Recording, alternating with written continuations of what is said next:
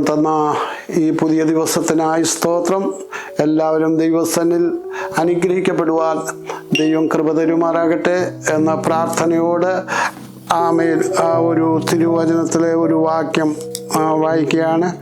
യാക്കോബിൻ്റെ ലേഖനം 4-ാം അധ്യായം അതിൻ്റെ 8-ാം വാക്യം. ദൈവത്തോട് അടുത്ത് ചെല്ലുവീൻ, എന്നാൽ അവൻ നിങ്ങളോട് അടുത്ത് വരും. ദൈവത്തിന് സ്തോത്രം. ആമേൻ. ദൈവത്തോട് ആരടുത്ത് ചെല്ലുന്നുവോ ആമേൻ അവരോട് അടുത്ത് ചെന്ന് അവരെ സഹായിക്കുന്ന ദൈവമെന്ന് തിരുവചനം പറയുന്നു. ദൈവത്തെ വിട്ട് ദൂരെ പോയാൽ നമുക്ക് ദൈവസന്നിധിയിൽ നിന്ന് ഒന്നും പ്രാപിപ്പാൻ പറ്റുകയില്ല. ആമേൻ.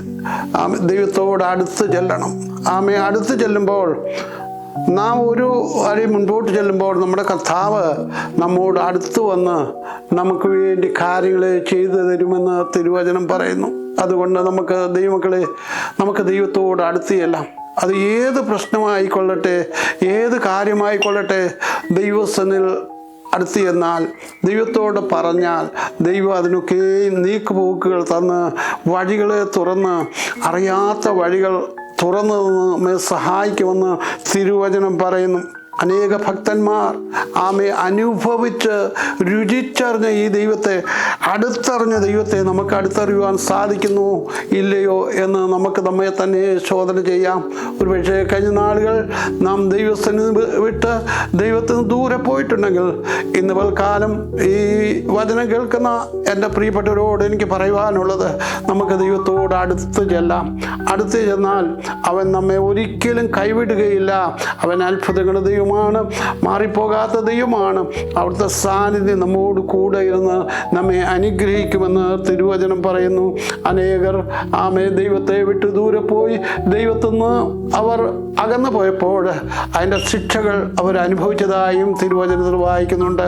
ദൈവത്തോട് ആരടുത്ത് ചെല്ലുന്നു അവരോട് അടുത്ത് വന്ന് അവരുടെ പ്രാർത്ഥനാ വിഷയങ്ങൾ, അവരുടെ എല്ലാ വിഷയങ്ങളുടെ മേലും ദൈവം അത്ഭുതം പ്രവർത്തിക്കുന്ന ദൈവമാണ്. അതുകൊണ്ട് ദൈവമക്കളെ, നമ്മുടെ ജീവിതത്തിൽ ദൈവമായി നമ്മുടെ സമീപനം എങ്ങനെ ഇരിക്കുന്നുവെന്ന് നമുക്ക് ഇന്ന് പൽക്കാലം ശോധന ചെയ്യുവാൻ കഴിയുമോ? അങ്ങനെ ശോധന ചെയ്ത ദൈവമക്കളോട് കൂടെ ദൈവം ഇരുന്ന് അടുത്ത് വന്ന് നിൻ്റെ വിഷയത്തിന്മേൽ ദൈവം ഇന്ന് പൽക്കാലം പ്രവർത്തിക്കുമെന്ന് തിരുവചനം നന്നായി പറയുന്നു. അതുകൊണ്ട് പൽക്കാലം നമുക്ക് ഒരുമിച്ച് അവൻ്റെ സന്നിധി അടുത്തെല്ലാം, അവനോട് അടുത്ത് ചെല്ലുമ്പോൾ ഏത് വിഷയത്തിനും നീക്കുപോക്കുകൾ അവൻ്റെ പക്കൽ കൂടി മാത്രമേ ഉള്ളൂ. അല്ലാതെ ലോകത്തിൽ വേറെ എങ്ങും നമ്മുടെ വിഷയങ്ങൾക്ക് പരിഹാരം ലഭിക്കുകയില്ല. അതുകൊണ്ട് നമുക്ക് അടുത്ത് ചെന്ന് ദൈവത്തോട് പറയാം, ദൈവമായ കർത്താവ് അനുഗ്രഹിക്കട്ടെ. നമുക്ക് പ്രാർത്ഥിക്കാൻ ഉള്ള കർത്താവേ, നല്ല ദൈവമേ, ഇന്ന് പൽക്കാലം ഞങ്ങൾ അങ്ങേ വിട്ട് ദൂരെ പോയിട്ടുണ്ടെങ്കിൽ ഇന്ന് പൽക്കാലം ഞങ്ങൾ അടുത്ത് വരികയാണ്. കുറവശങ്ങളെ ക്ഷമിക്കണമേ, ഞങ്ങളോട് മനസ്സറിയണമേ. അങ്ങനെ ഞങ്ങളെ അങ്ങയുടെ സാന്നിധ്യം മറച്ചാട്ടെ.